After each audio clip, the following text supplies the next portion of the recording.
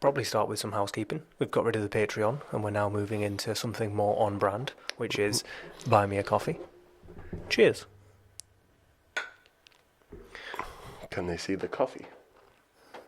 Oh, that's hot. No, because if Mike sees it, he'll realise it's one that we've used that someone gifted us that we don't like as much as his.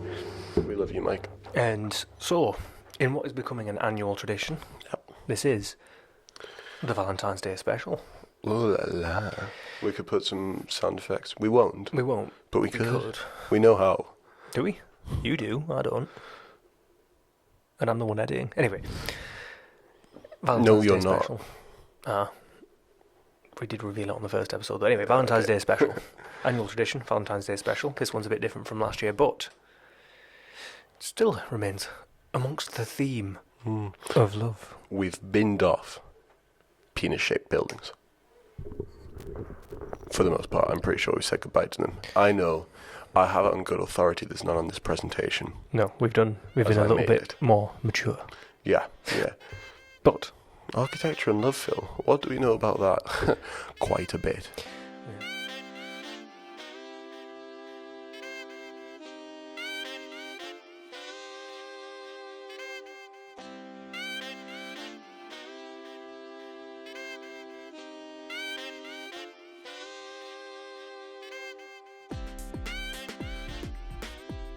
Without further ado, my name is Phil, Director at PWS Architecture and Design, and this is my work wife, Theo. Oh, hello. And so today we're talking about life partners / business partners. Yeah.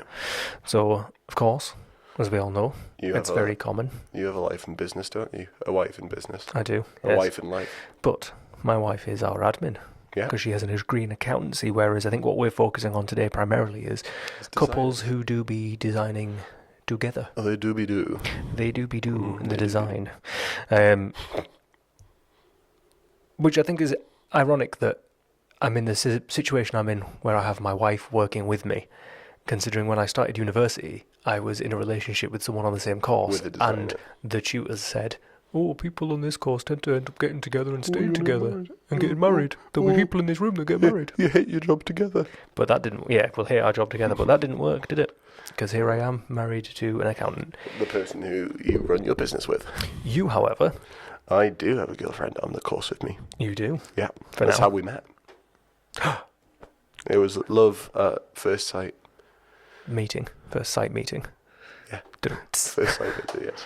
That was a terrible joke, I'm sorry. It's staying in. But, yeah. Oh, no, I can't control that anymore. True, it is, though. Yeah. But it's funny because after all of that, when the shooters were like, oh, yeah, you'll end up being together. People will end up being together from this course. I can't think of a single couple that started during that course that is together now.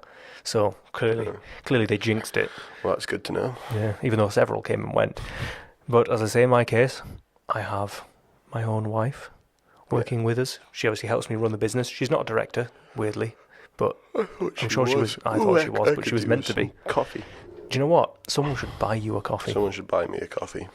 For the low price of however much they want. I think it's like $1 a month, or they can donate a random amount as they feel. We have it in British currency because that's all I'm able to spend. No, apparently we have to do it through dollars. So we have to buy coffee from America.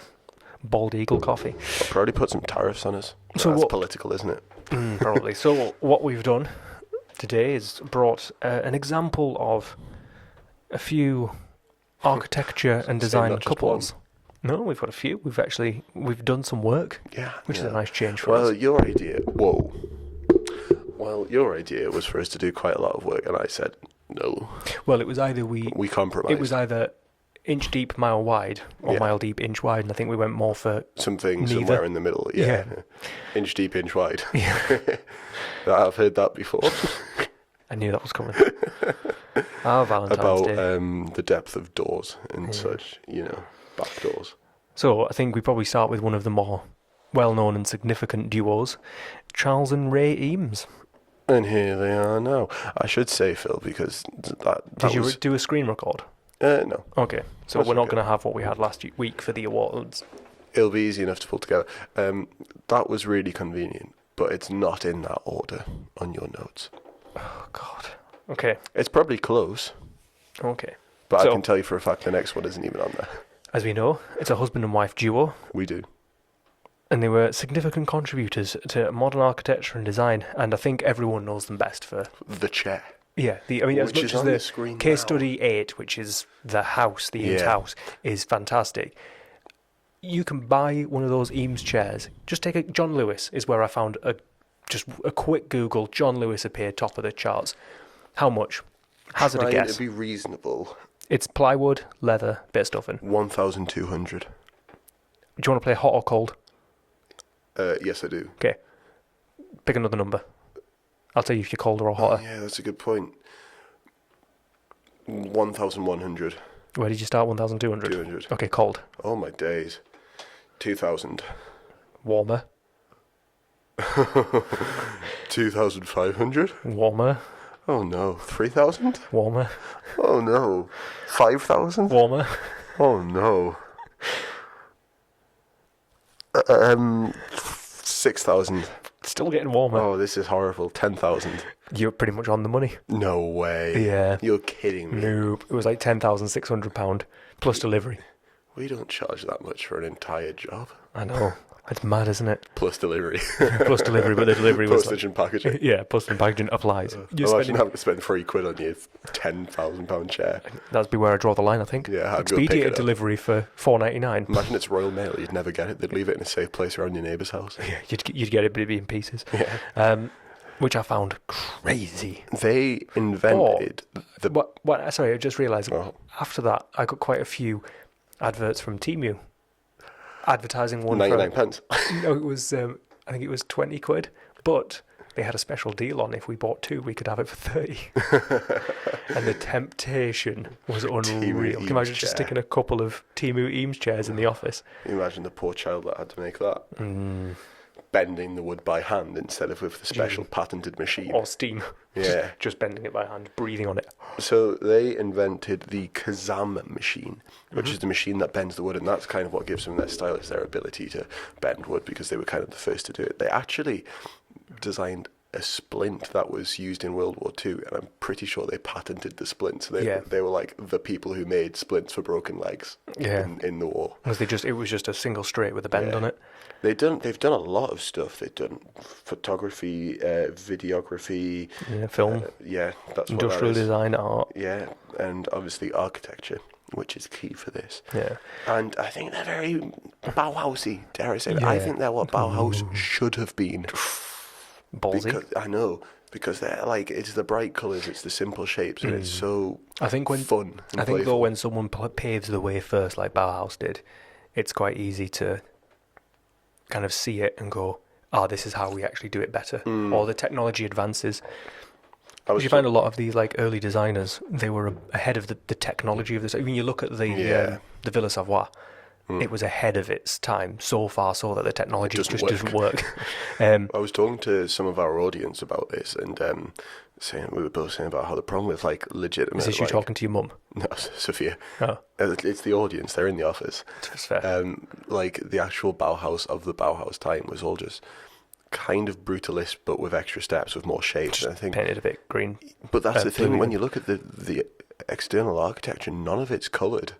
And you kind of think, that's like half of the fun of it.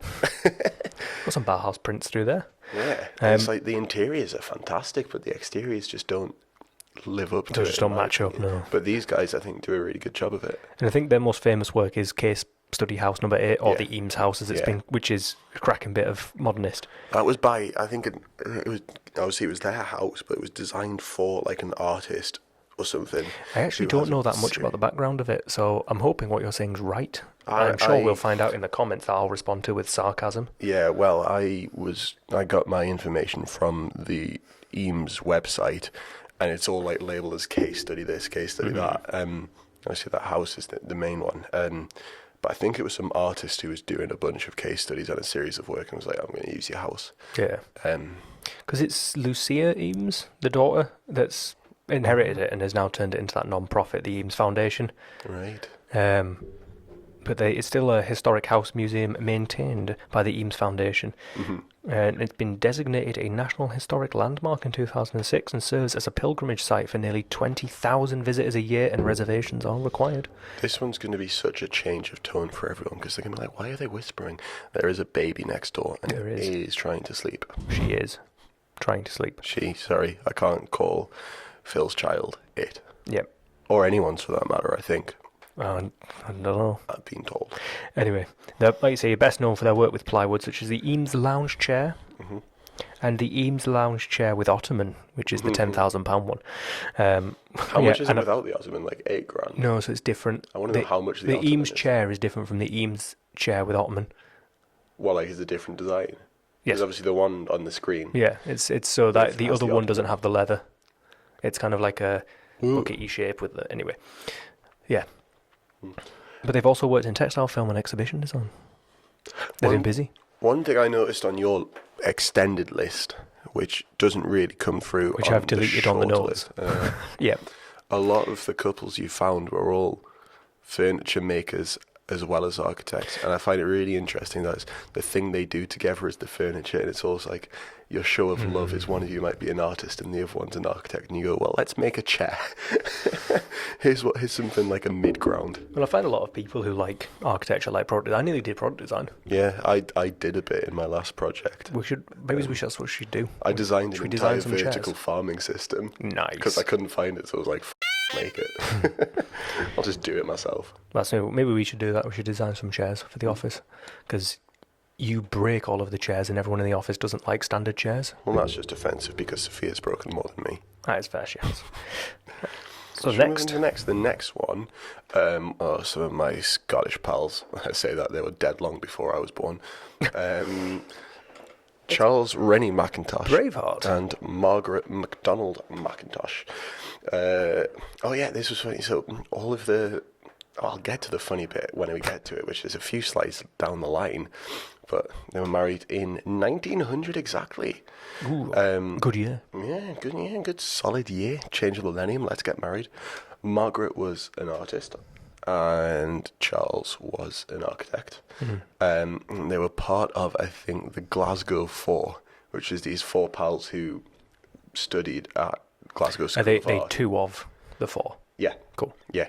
They studied at the School of Art, they met there, and this group of the four of them who just had this sort of similar design ethos, but they're all very naturalistic in a really weirdly accentuated way. And you can see some of her art there, the May Queen, and it's all these really elongated shapes. I think Charles was a little bit obsessed with the female parts, because you can see the inspiration in a lot of the product design and woodwork that he has in certain elements of his designs. He designed a house for her called A House for an Art Lover, and it was a competition. I think it was some Swedish competition, and it never got built. And then, maybe 100 years after his death, these plans were found in Scotland. They went, let's build this. I'm going to say we've talked about that before in a different podcast. I'm not putting a link in the bio because I won't remember which one it is. No, that'll be hard to find. The School of Art's there on the screen. That's probably one of his more famous ones. It doesn't look like that. Yeah. It's currently covered in scaffolding and ash. Oh, yeah, because it burned down. Well, it burned. It didn't burn down. It burnt down twice. No, we're not down, as in it's not rubble. But, I mean, a school full of paper and flammable things, you'd think you would put some effort into making it less flammable, especially after the first time. Yeah. And you know what they say, burn me once, shame on you, burn me twice, shame on me. But burn me thrice, shame on you. No, yeah, it goes back round. But burn me 4 times, shame on me. Yeah, take it in turns. Yeah. This number's definitely not spot on, but I think it's been close to maybe between 5 and 10 years of just under a tarp and just no one's doing anything about it. I remember one of my lecturers having a whinge on saying, it's been like this for so long, and the Notre Dame Cathedral was rebuilt in 2 years. I was like, come on, that's 1 million times the size. And it's done by the French, who were ironically probably drunk the whole time. Also, they designed furniture. Felt like it's... Where does that come from? It's worth the shock. Worth the shock factor. So as a couple, should we design furniture? Should we make that our goal? We have to design some furniture. Good. I agree. Yeah. But yeah, these two are like, well, especially Charles. He was one of like the architects of Scotland. And I heard Margaret's paintings got found somewhere in like France in World War II. I think they'd been bought and then hidden, and after the war they peeled this wall back, peeled down this plaster, and found this massive I think it might have been the May Queen or another one of her really long ones, and it was this massive kind of mural, and they'd hidden it up so that the baddies of the war can come and find it. The baddies. The baddies, yeah. I'm not sure who they were. My history's not the best, and they're not very well represented in media. Anyway, they found this massive painting of hers. That's one of those to fact check after I've said it. Yeah, probably. And not beforehand, obviously. Thanks for that. You're welcome. We should cut that into There's going to be a now. massive disclaimer over the screen, so if you're not watching this, then just trust me. I'll just audio... Editor Phil here. Editor Phil. All right, who do you Feels reckon needed. is next? Well, I've got Robert Venturi and Denise Scott. Oh, thank God. Oh, yeah. It's almost like you planned Almost this. like we planned it. Although if you'd planned it, it probably would have gone wrong. So these are a married couple and were influential architects and planners. They co-authored the book Learning From Vegas. Las Vegas. Which I'd quite like to read from its description. Put it on the library list. We've got a to-buy list for the library. That's good. I've got a few books that I've brought home as well. Maybe I'll have them. Because I think it's important that we bulk that library up a bit. Yeah. And actually read the books. From what I could tell from the blurb of the book, they kind of are just calling out architects to kind of drop their ego and work more for Thank the common God. person, which I find somewhat ironic when you look at their work. Well, I can say together they championed the idea of postmodern architecture, apparently. And their stuff looks so... I've said it feels Bauhausy, and then I've invented this verb, which is to Bauhaus. It can be used as an adjective, which is design with clear primary shapes and colours. Yeah.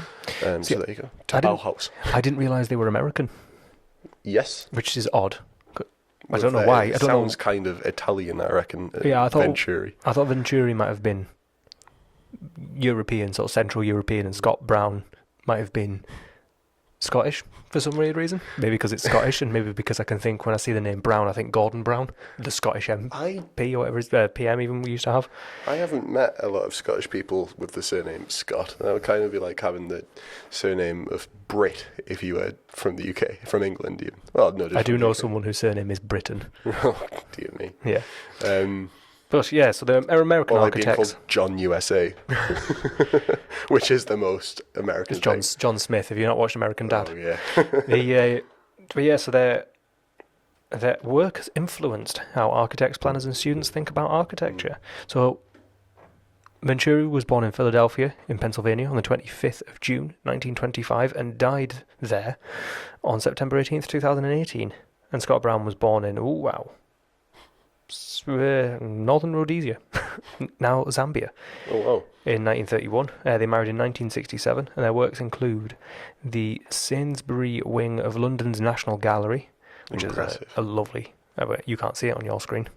Ta-da! It's an impressive bit of... That's a bit of kit, that one. To be honest, compared to the things I've pulled up for them, the Venturi house, I think, is kind of their staple. I've been shown it a few times before anyway. I tried to pick some less known ones.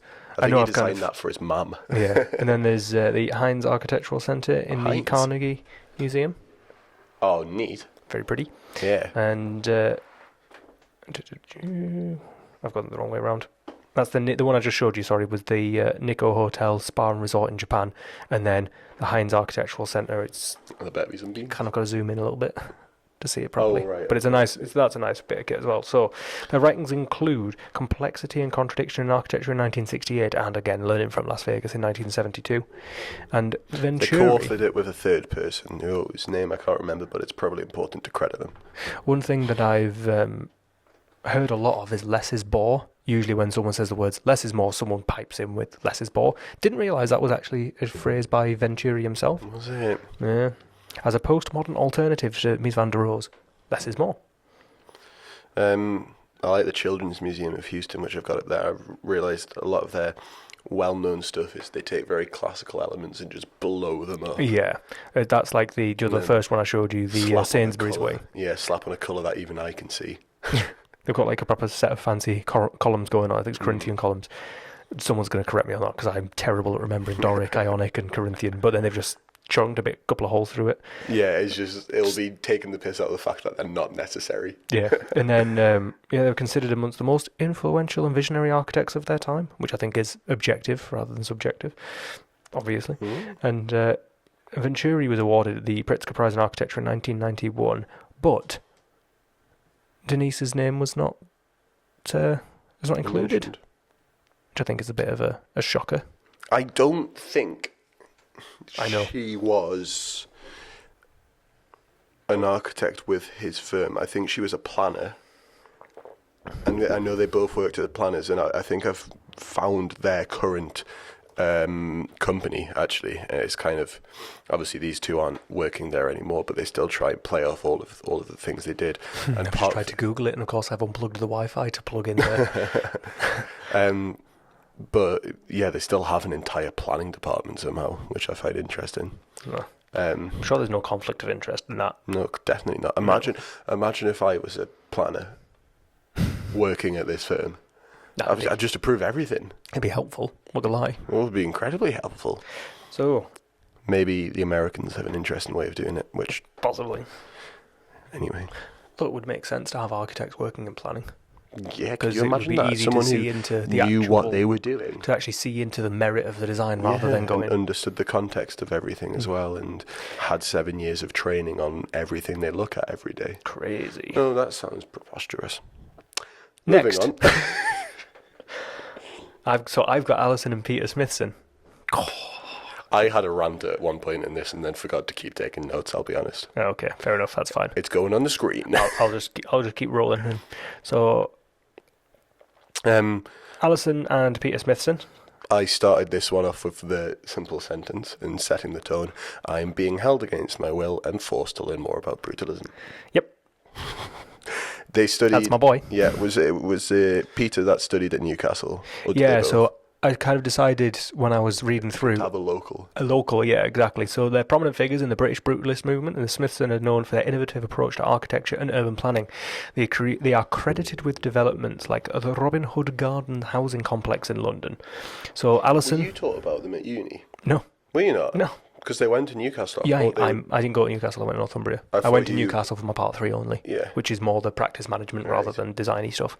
So Alison Margaret Smithson, born 1928, I'm not going to read the full dates, born 1928 until 1993, excellent year, I might add, and Peter Denham, which is a cracking name, Smithson, born 23 until 2003, English architect who formed architectural partnership and often associated with the new Brutalism movement, especially in architectural and urban theory. Peter was born in Stockton-on-Tees in County Durham, in the northeast of England, which, in case anyone's wondering, we are in County Durham in the northeast of England. Yeah, boy. Yeah, boy. And Alison Margaret Jill, obviously maiden name, was born in Sheffield in the West Riding of Yorkshire. West is best, as I always say, being from West Yorkshire originally. Mate, you're going to start a Yorkshire, Lancaster, I don't know. They can fight me, I don't care. I don't care, they can fight me. I'm not from there, I don't care about their little feud. So, Alison... Let's have a war. Alison studied at King's College, which is now Newcastle Uni, which is where I went for my Part 3. King's College is now in London. And then which was then part of the University of Durham between 1944 and 1949, and Peter studied architecture at the same university between 1939 and 1948. Along with a programme in the Department of Town Planning, also at King's between 1946 and 1948. His studies were interrupted by war from 1942 and he served in the Madras sappers and miners in India and Burma. Married in 49, they supposedly helped develop brutalist architecture in Britain post-war. Frowny face. As we've already said, Peter studied in Newcastle, and explains why they all thought the streets in the sky would be good, and he actually is somewhat responsible for that. And just so you all know, 1960s brutalism can be directly attributed with destroying half of the 19th century buildings in Newcastle city centre. Yeah, okay. As a good way for a corrupt politician to fill up his ego. What a good mayor. But that wasn't Peter, that was someone else. But, yeah, Apparently, one of their children, Simon. They have 3 children, all Simon, Samantha, and Imagine knocking Soraya. down Grey Street to put a concrete cube in the way. Great, I'm going to have to beep that out. What, a concrete cube? Yes. Every time you say brutalist, I'm just going to put a little thing over the top of you going, oh. We should put a trigger warning at the start of this for people who don't like brutalism. I can't even say it. I can't even bring myself to say it. Anyway, Alison Smithson published a novel, A Portrait of the Female Mind as a Young Girl in 1966. And I have for you a selection of their build projects, although I didn't put an image to them yet because I forgot, and that was what I was meant to do last night. So, Smithson High School in Norfolk, which is a Grade 2 listed building, which I find interesting that it's Grade 2 listed, but here we are. The House of the Future exhibition in 1956, Family House for acoustician and engineer Derek Sugden in Watford, Upper Lawn Pavilion in Wiltshire, Office Tower for the Economist, and members accommodation for, looks like it says bodies, Bank and Art Gallery, blah blah blah, garden building. So they've done, they seem to have quite a lot of built things, and I'm going to assume they're all of the same ilk in terms of their design, with it being all about brutalism. But their last project was the Cantilever Chair Museum. Cantilever Chair Museum? Yes. Is it the because Bauhaus it looks Design like Company in Germany. I have a mate who's going to study at the Bauhaus. Really? Well, he's going to study at the Bauhaus University, which amusingly isn't the university that Bauhaus yeah. did, yeah. I know. It's called the Bauhaus, but it's a mile or two away from the actual Bauhaus. Unfortunate. It's quite funny that. No. I've put links on all of the slides. Yes, I know, but I turned the internet off. So No, I just mean so that when it comes to it, you can very easily find the links. No, that's fine then. But they're links to the company's website, if I could find it. And then here I've got a link to Arc Daily's thing about them. Yep. Excellent. Sheila O'Donnell and John Tuomey. Well, that's what it's going to be. Ta-da! Aren't I good? I only put the two of the photos of the same building on here, which was the something SE Student Centre, which is a student union in London. I think from the ground it looks kind of cool. Excuse me. But from that rooftop shot, it looks so cool, and it highlights one of the biggest things about them. They won. Are these the one who won the RIBA Gold Award? The Royal Gold Medal awarded by the RIBA, yes, That's the one. in 2015. And I wrote one of the things that they were really credited with doing was doing kind of really elaborate, culturally sensitive designs that kind of grab everyone's attention without pissing off the neighbours. And you look at this one, it's absolutely mental and bonkers, but when you look at the context, you're like, yeah, I can see how they did that. Yeah. It's all very simple tones of the same material palette surrounding it. And they've just used perforated where all of the openings are, haven't they? Yeah, and it's very, it could be a massing model. Yeah, true. But at the same time, that simplicity kind of stops it from being too attention-seeking. Yeah. And it's just, because it's all about the form and less about the details going on inside, it kind of just, I really like them. I think that's quite an elegant design. They've got loads of other stuff that follows a similar sort of vein, and I think they're really impressive. I think sometimes it just takes one, sometimes you can do the same thing over and over again, but it takes, sometimes I find it's one client who really buys into that style to kind of push it to the extreme, and that's when it starts to really take off. I should say with these two, and all of the other ones that have a marriage date, I can't find that on here, and it's not for us to pry into everybody's life, but I can tell you that they established their company in 1988. One thing though, how are we pronouncing John's surname? Tuomey. That's my guess. I was going to say Tuomey. Well, look, I'm pretty sure they're both Irish, so we'll probably get it wrong. I know fine well I've heard his name said multiple times where I've never heard it said the same way twice, so I'm just going to wing it and hope for the best. It's kind of, I'm sure sometimes Irish names can give you the same uncertainty, not to the same extent as a Welsh surname. Yeah, fair. Where it's just vowels. Yeah, and none of them sound the same. Not consonants either. Spelled. Yeah. But they both previously worked for Sterling I'm Wilford sorry in London. to interrupt you again, but I love watching a lecturer squirm whenever they spot a Welsh name. I'm going to try and pronounce this, and whoever it is already knows it's them. It's probably how they feel when I start talking. Yeah. I just cannot seem to pronounce names. The pair formed part of a group, 91 architects and master planners. The master planners for the regeneration of Dublin's Temple Bar district in the early 1990s. Both directors teach at the University of College Dublin and have lectured at schools of architecture in Europe and UK, including Harvard Graduate School of Design, Princeton University, Cambridge University, and the Architectural Association School of Architecture. Well, that's all right, I suppose. They've been busy, haven't they? In 2010, they were elected honorary fellows of the American Institute of Architects. In 2013, the practice received the Icon Architecture Practice of the Year Award. 2015, they got the Royal Gold Medal awarded by the RIBA. There you go, got it right the first time. And when asked about their work on the occasion of their Royal Gold Medal ceremony, Tuomey stated, "I fundamentally think that we believe architecture is to give shape to everyday routines of society and make a society out of those everyday routines. To have a building that feels like part of the fabric of social life is second nature to us." Beautiful. Truly beautiful. Truly. I got distracted after the list of schools. Yeah, I figured you did. This sounded good. Thanks, mate. Yeah, I got you. So sick as heck. That runs through. Was it 5? Did we do 5? I mean, that was it. I know. We did short and sweet. Short and sweet. That's fine. But those are examples of partnerships within architecture and how personal and professional relationships can create outstanding work in the field of architecture and design.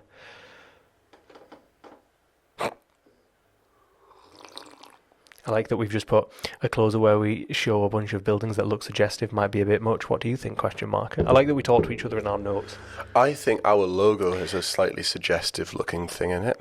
Have you extended the microphone just for the Valentine's episode? I think we should rebrand. Yeah. What, just one giant mic? Yep. As in Mike the A coffee picture guy. of Mike? Yeah, yeah. Well, Yes. he's giant. He's like 6'4", isn't he? Mm. Is he I'll taller imagine than- a giant Is Mike. he taller than you? He could be. I could see I that. think we're going to have to go get some coffee and find out. I think that's the only way to do Just this. leave Sophia with a sleeping child. We ran out of coffee at home this morning, and both my parents went, "The last time you brought coffee, when are you going to do that again?" Well, I need to take coffee to my consultancy role thing that I do on a Wednesdays and a Fridays, for sure. I can't keep drinking instant. We need coffee. I need coffee for home. We need You coffee need to for take the your own office. machine with you. And what, leave you without? No, buy another machine. Oh, okay, yeah, okay. A better one, and leave that here. Or people could buy us coffee. Link in the description Buy us below. a coffee.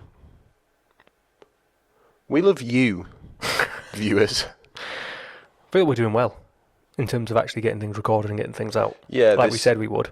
I mean, we missed 2 weeks in a row, but that's not the point.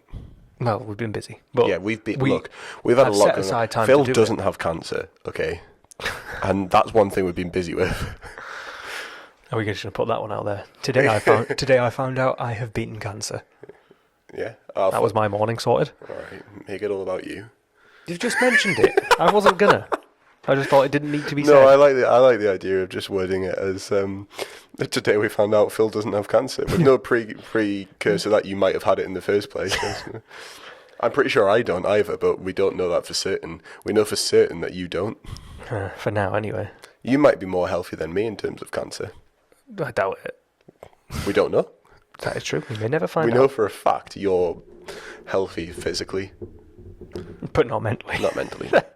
Welcome to architecture, folks. I was very careful with my wording.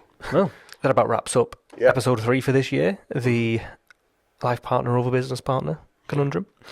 The Valentine's Day special from Back to the Drawing Board. Mm-hmm. Don't forget to like, share, comment and subscribe We'll see you next time. when we return Back to the drawing board. together. Round.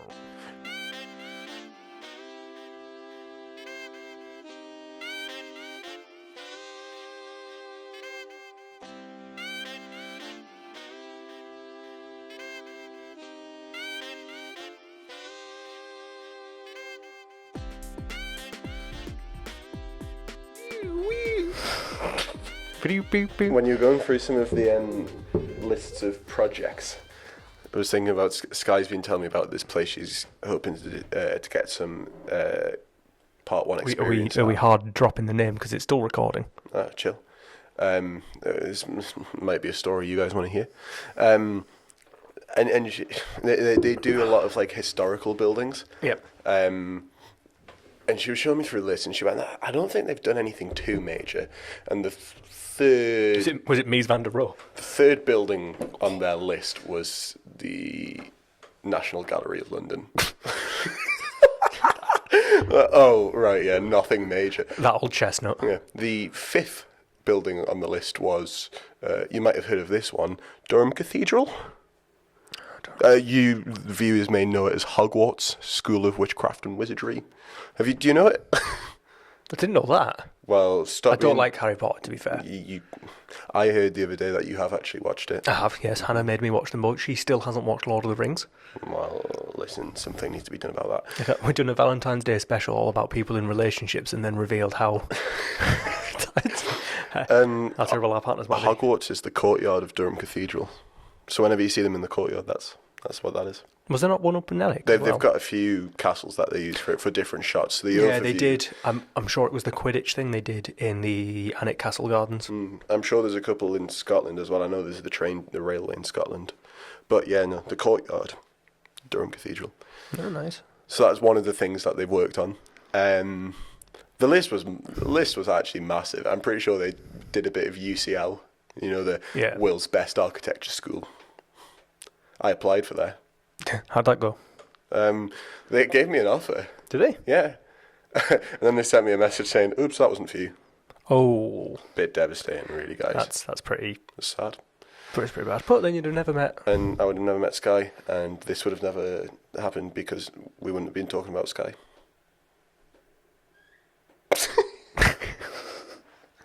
Right, I'm cutting it there.